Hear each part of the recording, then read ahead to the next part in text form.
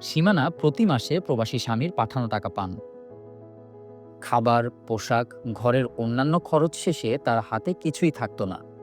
সঞ্চয় বা আয় বাড়ানোর ব্যবস্থা না করায় টানাপোড়েন আর সংকটই ছিল তার বাস্তবতা। জরুরি মুহূর্তে পরিস্থিতি আরও কঠিন হয়ে পড়ত। শুধু সীমানা নয়, অনেক পরিবারই রেমিটেন্স খরচ করে ফেলে নিত্য প্রয়োজনীয় খাতে, বিলাসিতায়, ঘরবাড়ি সংস্কারে, কিন্তু সঞ্চয় বা বিনিয়োগের কথা ভাবে না। ফলে তারা রেমিটেন্সের ওপরই নির্ভরশীল থেকে যায়, স্বাবলম্বী হতে পারে না। তাহলে সমাধান কি?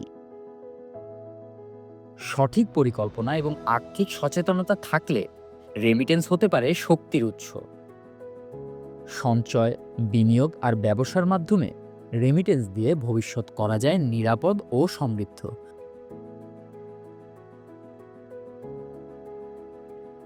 রেমিটেন্স শুধু খরচের জন্য নয়, এটি হতে পারে শক্তিশালী ভবিষ্যতের ভিত্তি।